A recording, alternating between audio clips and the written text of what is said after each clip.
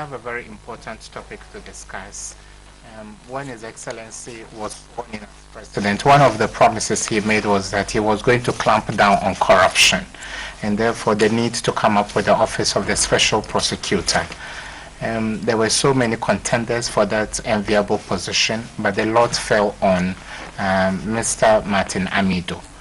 But in recent times, the Special Prosecutor has made public utterances that have kept people quite surprised. So today we discuss the lamentations of a Special Prosecutor. It promises to be an interesting encounter, especially with the kind of guests we have. We go for a quick commercial break. When we come back, we kickstart the program. Stick and stay with us.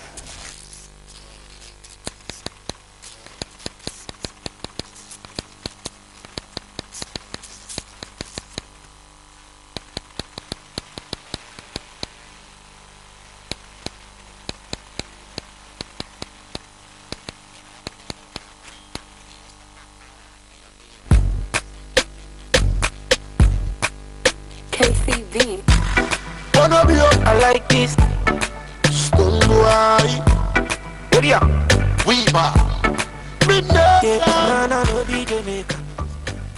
Welcome back. We have in the studios to my immediate right a policy analyst, Madam Imoro Ayana. Madam, thank you so much for making time. And we have Professor Emmanuel Osei Isiama, a governance expert. Madam, I'll start with you. Did the utterances and outbursts of Martin Amido come to you as a surprise? I'll say yes and no. Shall I say good afternoon to my viewers? I would want to say that it was a surprise because I didn't expect to hear something like that coming from him at this time, 1 year on. And then no, also because I had heard really nothing from his office. So I'll just take it that well, yeah, it was a surprise. What could be happening behind closed doors? Is it like this is a gentleman who is ready to do the work and he feels impediments are being placed on his path? That this government that we have came, under that altar of corruption and incompetence and waste. Within the NDC, the previous government. And so there was a lot of expectations from the populace as to how we're going to go around it. And it looked like the government of the day was hands-on, trying to get this thing sorted out. So we had a special prosecutor, coming on. So not seeing anything, 2 years gone almost, and we haven't heard anything. We haven't seen anyone being prosecuted by this special prosecutor. And now he's lamenting that he has not been given the logistics to do whatever he has to do. I think he wants to work. I think that probably he has some problems, and I guess by the end of this discussion we'll know what problems there are. And Prof, from a governance viewpoint, when there are such nuisance that move from only nuisance to loud outbursts like this one, and what could be happening behind the scenes? Well, it's certainly it's a cause for worrying about what actually will be happening. Means that we set up policy. We instead of implementing it or analyzing it before we set the policy, we set the policy without analyzing, without investigating, without even budget. We set the policy down. Then there is no structure for the policy. So that is virtually what is happening. If you recall, during his lamentation, indeed, it was known that we need to pass an airline so that indeed he can work effectively. And it is the airline which will be an operational manual for him to be able to work effectively. In as much as the act has been passed, he needs a particular legislative instrument so that he can work effectively. Now the legislative instrument has not been passed. Parliament has not been able to call and come together for them to pass that particular enabling act or instrument that will help him to work effectively. So successively, in government perspective, if you set up a policy or if you set up a particular institution or agency without taking time to build the infrastructure first, this is what this is the experience that we will experience, because the policy is good, the policy has been set out, everything is good, but the infrastructure is not there. So the institution end up crippled. So we cannot have that strong institution that we want to have. So in governance perspective, this is some of the challenges that So could be did we jump the gun? Was it too premature to have come with the Office of Special Prosecutor? You see, well, it depends on where you the spectacle that you are wearing. This has been a campaign promise for the government at the end of the day, and it has been part of their manifesto, and so it is presumed that indeed they will spearhead the affair of that particular agency. So one is expecting that they should speed up in order to project to the masses, to the people, that indeed they are ready for the task. And that is how come it was announced and it was known, it was made known. And then if you also look at the act justified that you need to appoint a special prosecutor. So in as much as the LI has not been passed, that nomination and appointment need to be made according to the act. And then the other things will follow.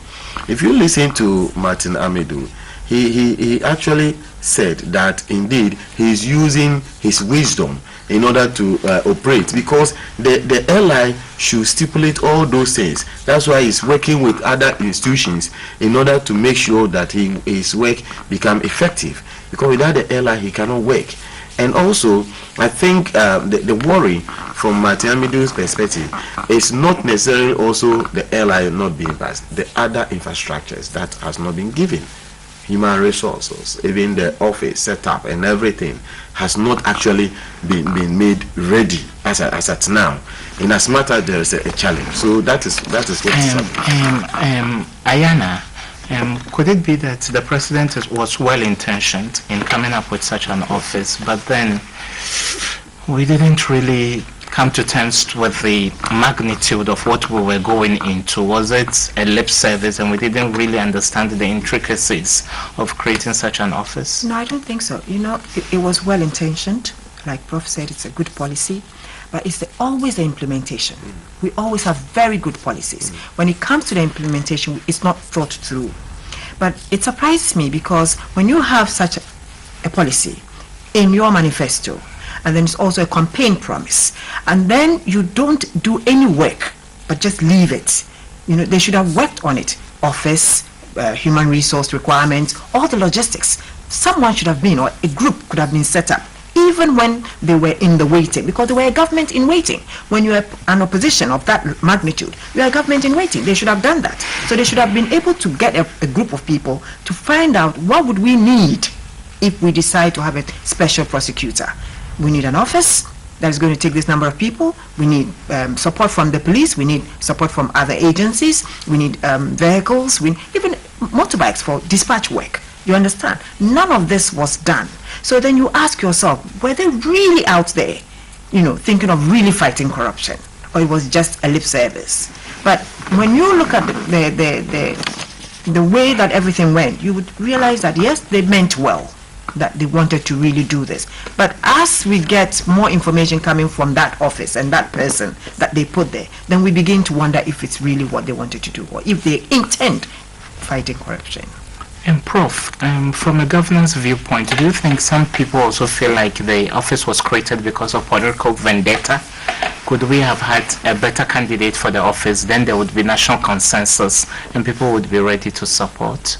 Well, I don't think it is so that we should have, let's say, a national consensus. I think looking at the personality and the person that has been given the nod to spearhead the affairs of that particular office. I mean, when the person was name came out, I mean, the largest population of majority of Ghanaians applauded the decision, and in doing so, it is rightly so that, I mean, it is the office is actually targeting public service corruption.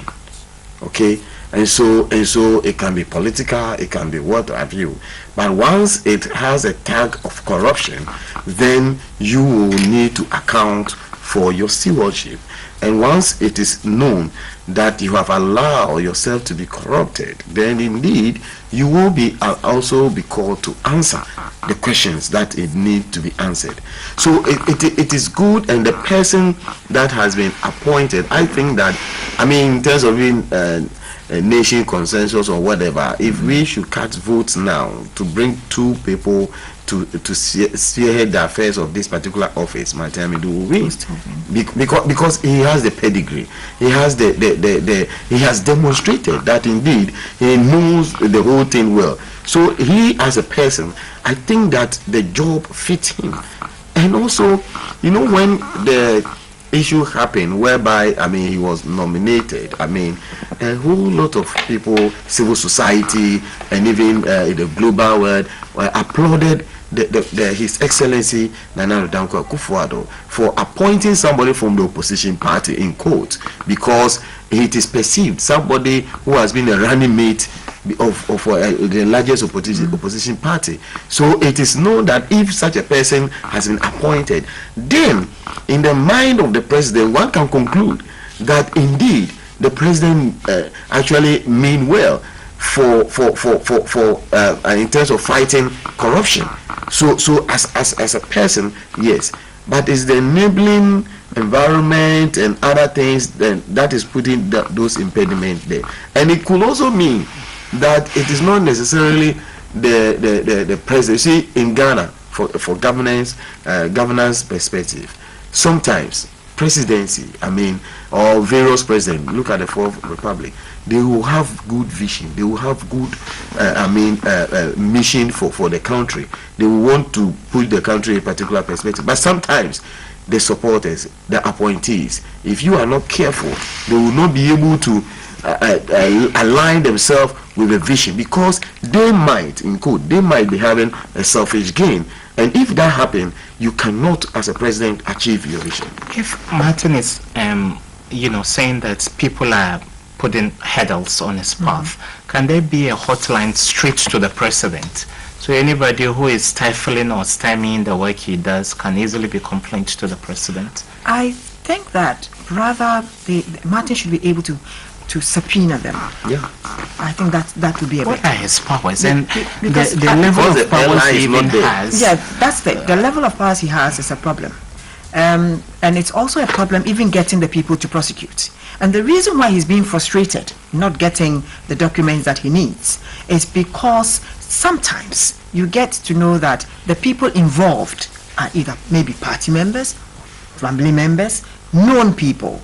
So you can get those kind of frustrations. You can also get frustrations when those documents are not even available. Because before anybody comes into an office, or leaves for that matter, the person will make sure that the person is looking through the papers and documents, and anything that is incriminating, the person can take out. And we all know that, we even heard, I think just before the president was sworn in, Kennedy Japan, for instance, made mention of the fact that he had gone around collecting documents and stuff like that. But do we know how many documents were shredded before that thing happened? You understand? So sometimes you don't even get the documents. They are shredded away. So even though he's asking for them, the documents are not there. That is one. The other one is the documents might be there. It might be a very fresh case, in which case it is affecting the present sitting government. You understand? And I wouldn't want my government to go down the line, so I'll probably not even bring those documents. But then looking at the situation, if there's going to be any form of prosecution, it must be last in, When you conceptualize an idea as a state, I believe that you need to equip whoever you are putting into that position to be able to operate. If you were to give quick fixes, Prof, what would you recommend? Because some people even argued that why was there the need for the Office of Special Prosecutor? There is a need. When YOCO, FIC, the Financial Intel Center, there's absolutely a need for special. Look at the function. It's tailored towards a specific function. Okay? Which is? I mean, public sector corruption, private sector and those that are influenced politically. And even that he has the power to investigate. You mean all of these don't fall within the remits of You see, look at the process. If after Iroko has done their investigation, they need to give it to the Attorney General, right? But Martin Amidu's position, that is the Special Prosecutor's Office, can investigate and prosecute. You understand? So the speed of work is adhered to. Instead of finishing the investigation, look, even the police, when you finish the investigation, the Attorney General can come in to say that, well, we don't think that this one is but it delays process. But when the Special Prosecutor is having the power to investigate, it accelerates the work. The power that it doesn't have now. Exactly. That's the one that is looking for the because prosecutorial power. That's why it doesn't have. Because of the LI. You see, when the LI is passed, it will spread out all this in, and the LI will and when will the LI be passed? You see, that is why, you see, if you listen to Martin Amidu's assertions on with regard to the impediment and what have you, he rightly said that he knows that Parliament they have to call Parliament, and then Parliament is on recess, they have to come and then start so that it will go through. Unless and until the LI is being placed under certificate of agency. But as it stands now, it is not under certificate of agency. But so it has to be. That is the problem. It has to be, because it's the problem. It's the anchor thing that came with them into power. That's the problem. At this point, our viewers can join us. You may send your comments and thoughts to our WhatsApp line, which is boldly inscribed on your screens, and we'll be happy to read them. I was coming to say something also. You see, it is not good for the government of the day. Why? Because this is a man whom all Ghanaians, majority of Ghanaians, have thrown their weight on for him to perform. Now this person is saying that I need information, I'm not getting information. Agencies are putting impediments on my way, and I'm not getting information, and so I don't know what to do, because the right for information bill has not been passed to give anybody the chance to be able to move to agencies to demand particular information. And once information is not being given, what the general public might presume to be could be that is it that the current government is found wanting in corrupt practices. That is why the impediment is being put on the way of Martin Amidu, because indeed, if the information is for the opposition, then it could mean that one is expecting that the information will be given to Martin Amidu in the quickest way so that he can prosecute them. So this is not actually good for the government at the end of the day, because this man that you have appointed to spearhead the affairs of one of your campaign promises, okay, and then now he is lamenting that information is not coming. Some of the agencies are not giving me the needful chance for me to be able to do my work effectively. And so what is happening? So once information is not coming, I think the government at the end of the day should spearhead things so that he will get the enabling environment to work well. And what are the options available to government? Because as Prof has said, this could be PR disaster. Yes, it could be total disaster. As it stands now, government will have to make sure that we get the LI done, and then we also need to equip them with the right logistics and everything else to keep them working. You see, it's a very delicate thing to say, but the fact that at this moment, every case that comes goes to the Attorney General's office, and it's the Attorney General who decides then to give Martin Amidu certain cases. You understand? So the AG can select and choose that's which it. of the docket should be shifted to Martin Amidu. Because we've had... Can't he act independent of the AG? He's supposed to be independent, but that has not been made so. You can send it, but then we've had cases where people felt that why wouldn't Martin Amidu's special prosecutor take this? And then it goes, no, it's for the AG, because the AG hasn't given it to him. You understand? So then we start asking, if he is saying that people are not giving him information, because let's be realistic. If I have to go out there and prosecute a case, I'd rather prosecute the case that is now recent. You understand? Because it's very fresh, it's recent, I might get all the documentations and get it over with. I might not have it so easy going back to other older cases like Sada or Jida or something, but I might be able to go into things like maybe NCA or BOSS or something. You understand? So would it be advisable, Ayana, that there is a time frame, special prosecutor start prosecuting from 1990, for example? Will that be helpful? I think there have been suggestions that you should start from a certain timing, but that hasn't caught up well with people, because at the end of the day, it's what we give to him. It's what you give to him, and you must realize that as time goes on, you lose evidence. You lose a lot of evidence. So if he's going to start, he will have to start with that kind of case that he knows that he's going to get the evidence, and those are the recent cases.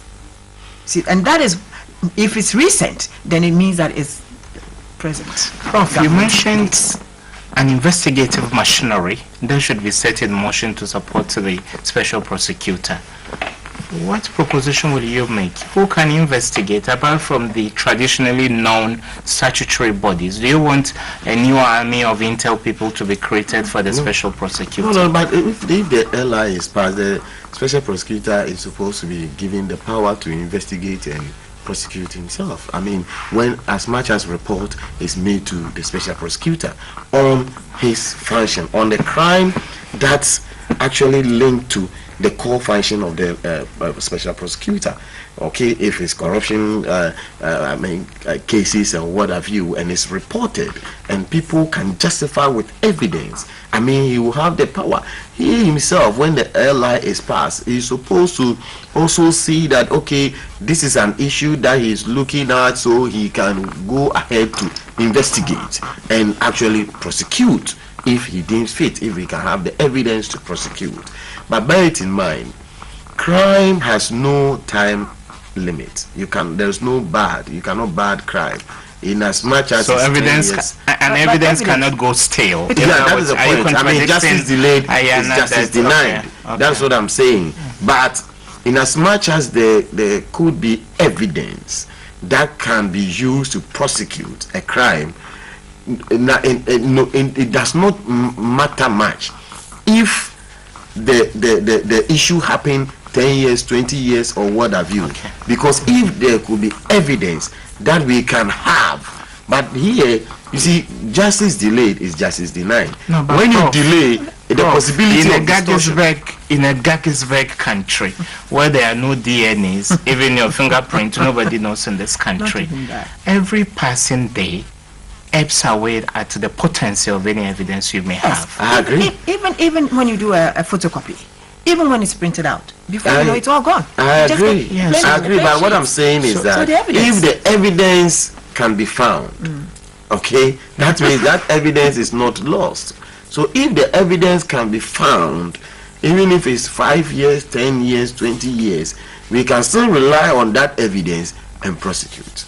But in as much as Ghanaians want to know that the special prosecutor is able to work effectively, one is expecting that the crimes and what have you, that the brouhaha that is happening, that is so recent, that the government, the new government talked about, concern the old government, which is so fresh, one is expecting that he will be given the needed environment for him to go ahead. Because Ghanaians want to know that what at all is he doing as at now. 7 months, he is not able to work effectively or what have you. So it's a cause of worry. And that is why he himself has come out. Because Ghanaians are crying. And the opposition are also saying that, well, you have not been able to even prosecute anybody or what have you. Ayana, give us a sense of what we are up against. Is it like the special prosecutor can say, okay, well, I can map out Ghana. For the first 6 months, I'm going to prosecute all corrupt, government officials. Or every single state agency has multiple layers of corruption and shady deals. That's it. That's what's there. It's going to go from department to department. You understand? And it depends on first and foremost, you have to identify the corrupt practice or the corrupt person before you can investigate the person. And let's not think that he doesn't have the support, because even the board is is now made it's up. constituted. Yes, the board Yes. that has been constituted Yes, is made up recently. of all civil society members, from the police, from IOCO, from all that. So they all come there and they help him. So in whatever sense, he has to be able to be given those dockets of criminal cases. That's when he can decide to prosecute. But if he doesn't have it, then that's where the problem is. Because you see, I'm looking at a situation where I think we had Abuga Pele and Esegbet who were jailed. It started during the previous administration. And then now we have Upuni and some other people also in courts. We would like to see, but those are not by the special prosecutor. They are being tried by the AG's office. And up till now, you and I know what happened to Woyome. We've been there. Woyome has been there. And this was one case that actually propelled Amidu, because he kept on saying he wanted to get the money for us. But now, here he is, and the money is not coming, and other cases are not being brought up. So, looking at the whole scenario, I think that it's either we are right to say, yes, we will do it, or we should forget about it. That's the only thing. Because at the end of the day, we cannot leave him with nothing and expect to get something out of it. That's the way I see it. If you don't equip the person, how do you expect him to fight? Unless you are just intentionally saying, pretend to work and also pretend to be expecting something. So these are the things. But I think Martin is in a very tight corner now.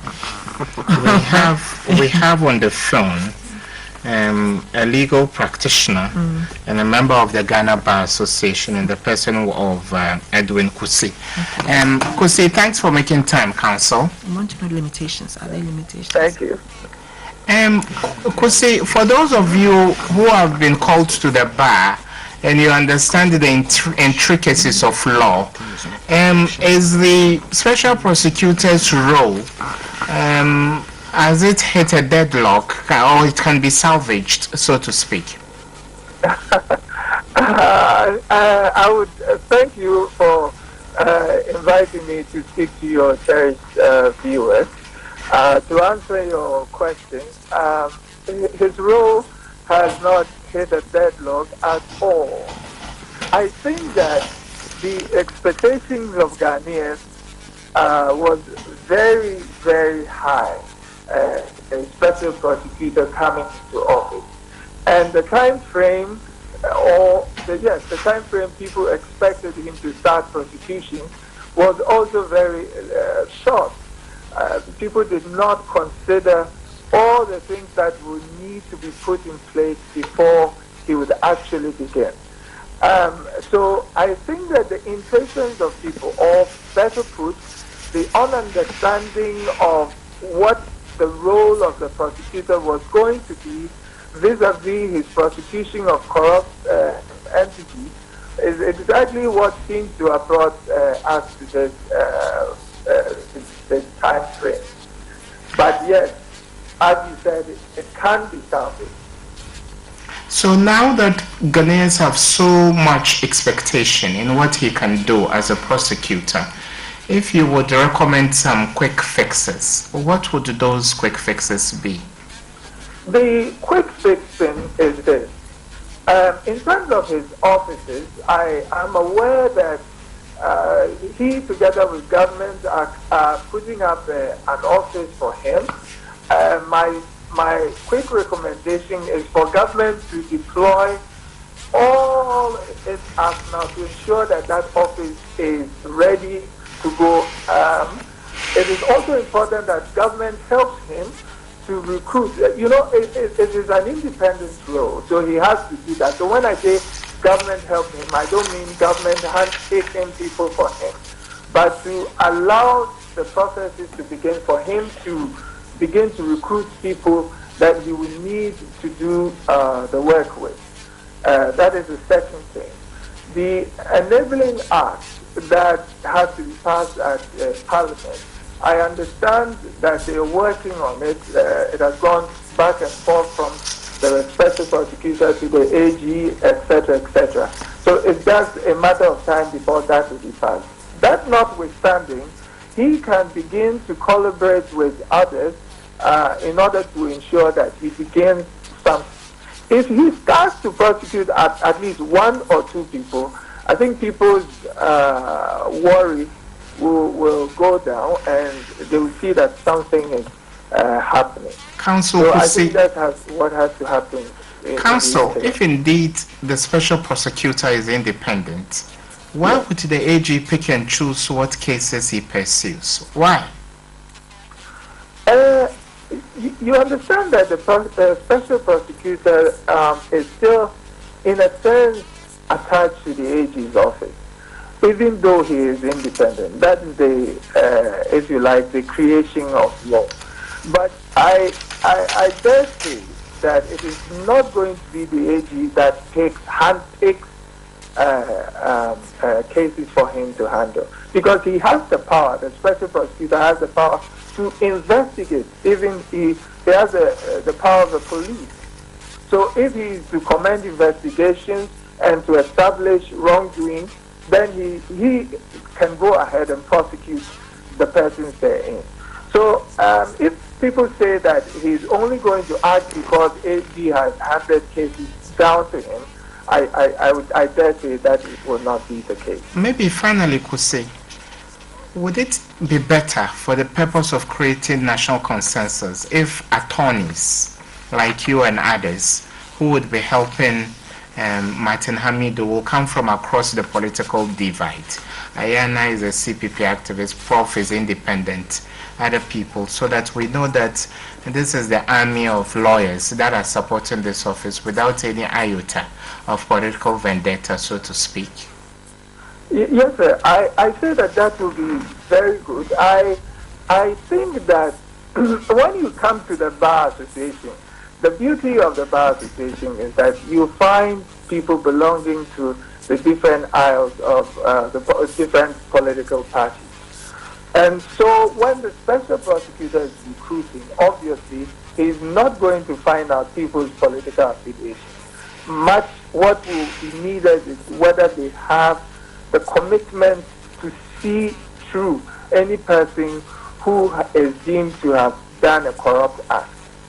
In so doing, the lawyers that will be chosen, because their political affiliation will not be dwelt on, you will discover that they will come from the different aisles. You have MPP-inclined lawyers, you have NDC-inclined lawyers, even CPP, and perhaps all the other small parties. So I think that the silence of recruitment will make it equitable. But essentially, any lawyer that should be chosen should be a lawyer that is committed to go against wrongdoing, to ensure that if somebody is deemed to have committed a corrupt act, that person is prosecuted to the full, regardless of who they are in this polity. Edwin Kusi, a legal practitioner and a member of the Ghana Bar Association, thank you so much for making time. You are welcome, sir. Prof, you heard Counsel. Counsel wants to whip up some optimism, and I believe you share his sentiments. Yes, of course. So, do you think Martin Hamidu's hands are tied and he can throw in the towel now? And we should expect a resignation anytime soon? No. I don't think so. I don't think so. That we should not even think of suggesting that, because we need a person of such pedigree to hold that office now, because it's fresh. So we need such a person, and I'm not sure Martin is ready to throw in the towel now. Martin Hamidu, Martin Hamidu. Ayana says he's given a timeline that if things ABC don't happen, then he could resign. No, for him. Was that a good note to have even started off with? In terms of if this... To give a threat that you could potentially resign? Look, knowing Martin Hamidu, if it does not go well, he will not be part of it. He will throw in the towel. But he stated that when I listened to his message, he stated it clearly that, look, time will tell. A year, some months coming will justify whether it was good for us to set up the special prosecutor's office or not. Why? The caution is that moving forward, if the enabling environment is not given to him well, it will be difficult for him to operate. In as much as he admitted that the president actually meant well by appointing him and also appointing, bringing to bear the office, and so, but it is quite worrying that the other agencies and his appointees are putting impediment on his way in order for him to work effectively. So knowing him, I don't think he is going to throw in the towel now, because he is looking at the fact that he has been given the office to man and also champion the good cause that he thinks that it is the way forward for Ghana. And he also is holding his reputation in high esteem. So yes, if it's not going well in the near future, Martin will step down. But it will also not be good for governance purposes. It will never be good for the government at the end of the day if Martin should step down. So I think that whatever the government can do so that Martin work will be appreciated, and also so that his work will be that effective, I think everything that Martin needs must be given, because it will be suicidal to the government at the end of the day. There is a viewer, he's texted us from Shy Hills. He's Ofori. He says, I can see Ghanaian leaders are so much in love with each other. They are just joking with us. If someone could be caught today and jailed in a week, why is it that leaders walk about and they defend each other's thievery? You can also keep your messages coming. Our WhatsApp line is boldly inscribed on your screens.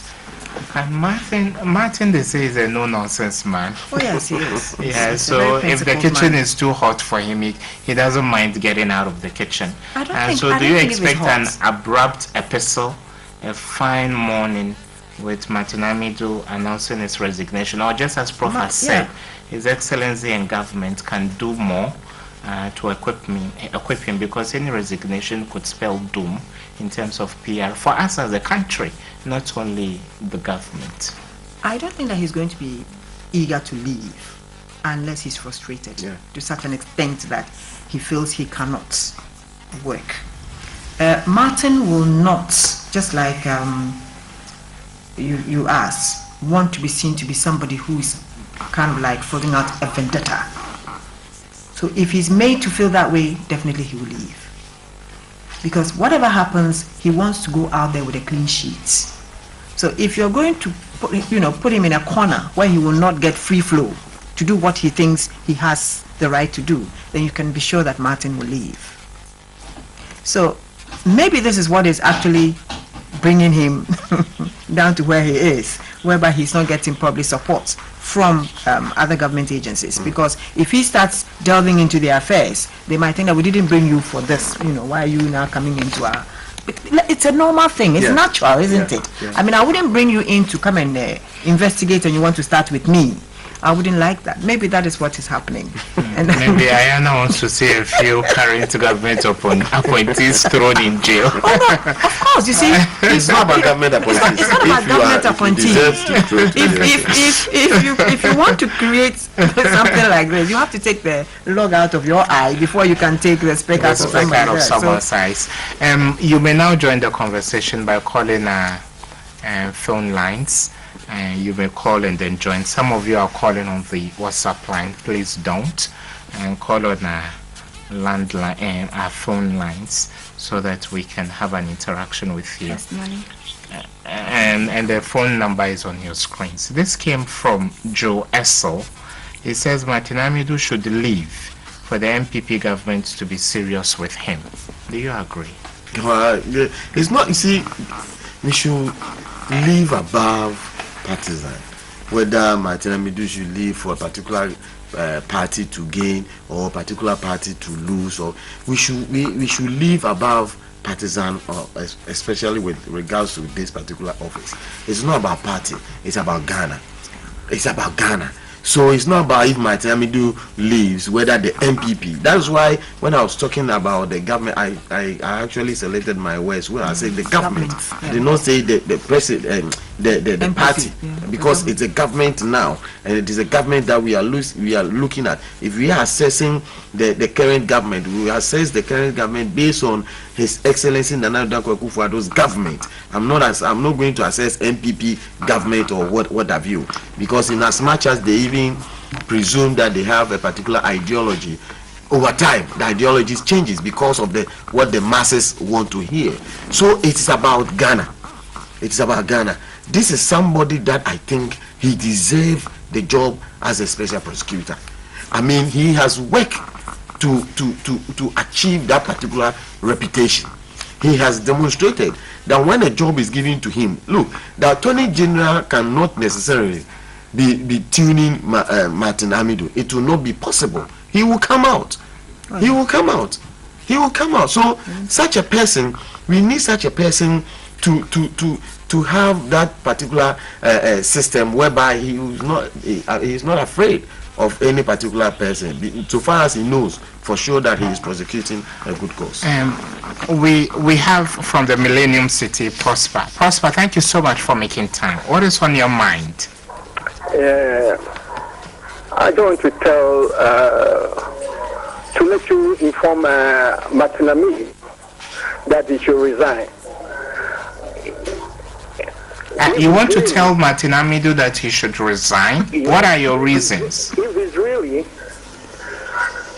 working in the aspect of God, okay, and he's really delivering for God's sake, not with favor anybody, he should not follow the multitude to sin.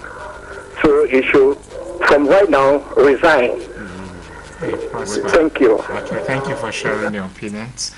Your opinion, others can. This came from a viewer. He says, please tell Prof that the government of the day trumpeted this special prosecutor thing, and now the person in charge is frustrated. What else should he do? I'm not playing any political games, so to speak. But Prof has made it quite clear that we should approach this from a very nonpartisan point of view. Yes. I mean, what else? He is not saying the MPP government. I mean, if you are the person who sent the message, I'm sure if you had listened to Martin Amidu, well, he would have. I mean, also decided to change it, the message, because Martin Amidu is not talking about party. You say the government or the president meant well by his appointees. Okay, and we have also on the line. Also, thank you for making time. Yeah, thank you, Honorable.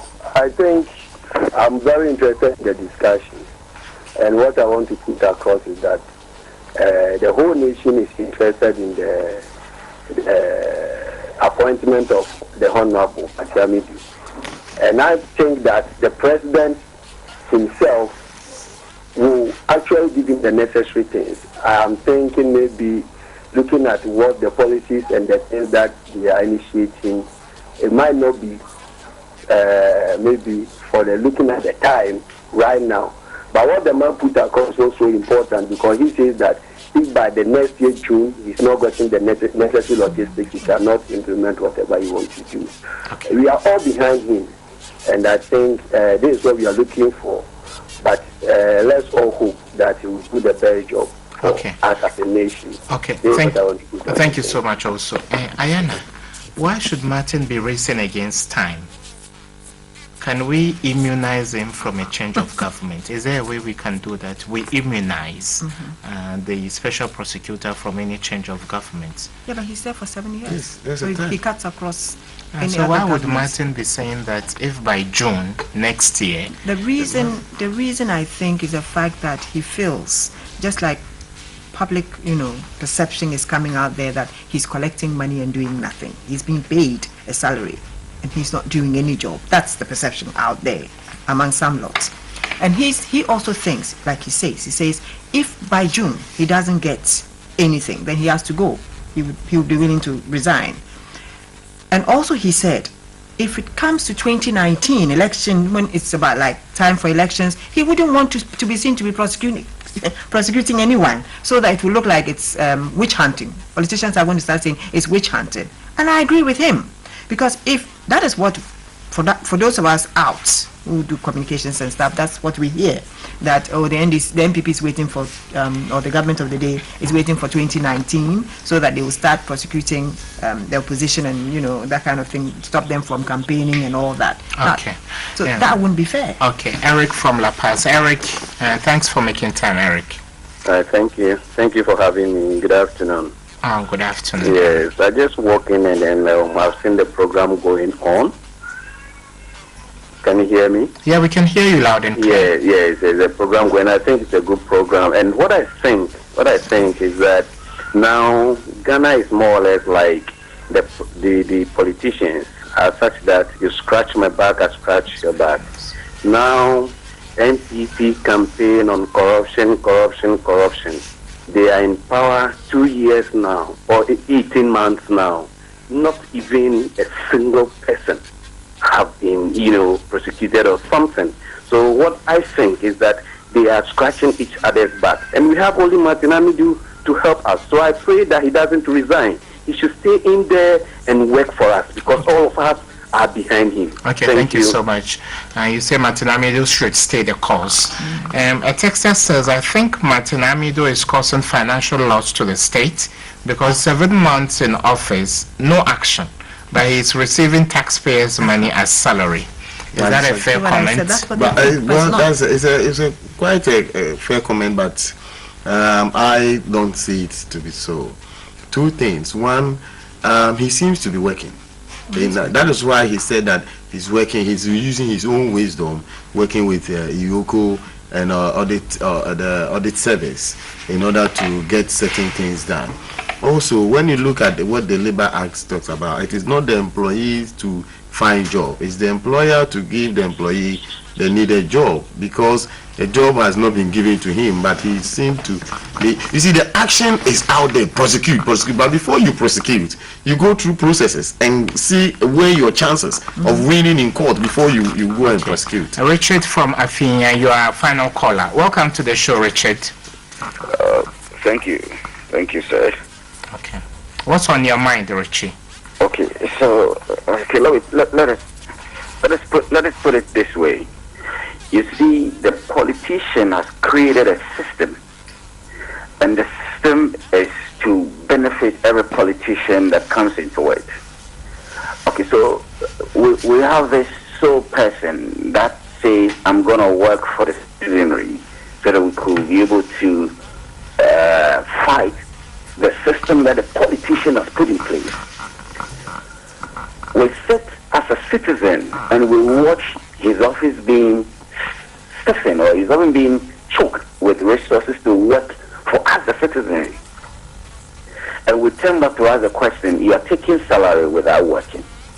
Now, why don't we put it this way? Why don't we petition the president and ask him, or tell him, we want his office ASAP, being resourced so that he could do the work that we, the citizenry, want.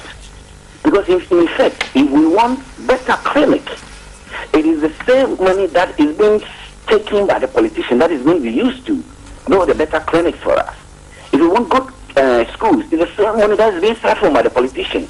That is included for the politician. He will never agree, he will never allow this man to work. And this is not about NPP or NDC. Even if it is CPP, the same system is created there. And we need to resource this man so he works. So I think we should petition the president as soon as possible. Okay, thank you so much, Richie. Your point is well made. Thank you so much for being with us. We are beginning to wrap up. Your closing remarks. I am lost for words, because you see, we should have put in the same effort that we are putting in for the free SHS into this particular Special Prosecutor's Office, because this was one thing that Ghanaians really went out there to vote for, that we were going to go after corrupt personnel and collect the money back. In popular parlance, you understand? We're going to collect our money back, and up to now we haven't collected one city. So out there, people are wondering what the hell is going on. Where are the people? Once you were out there taunting that they are all corrupt and they have taken this, and you were actually telling us, where are they? So one would have thought that you would have done some work so that by now we'll get a few of them prosecuted. Then Ghanaians would have been happy. So I will only appeal that the government should actually...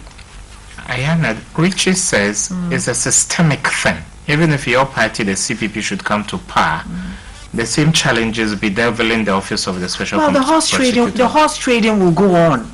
There's a lot of horse trading going on, and that also creates problems. You understand? You sit as a government and you're faced by, let's just take for instance the members of parliament issue of being double salary, for instance. You know, you ask yourself, maybe there's another party member of yours in there. So you do a bit of horse trading. And so at the end of it, you find that it's just ordinary people who get prosecuted, normally not the public servants. Okay. But this is a situation where this is a special office meant for those group of people. Okay. So we expect government to put in as much effort as possible to make sure it works. Prof, any light at the end of the tunnel for the special prosecutor? Your closing remarks. I think the government should take this issue serious and make sure all the things that Martin Amidu need for his office, for the office to be effectively being run. I think that we need to do that. The government at the end of the day need to do that because it's Ghana money, and it's the Ghana has given. You see, we have a social contract with the government, and whatever policy that comes out and is good, we applaud that. So, like my colleague said, the agency that is put on free HSS, we are expecting that same agency is put on the special prosecutor's office.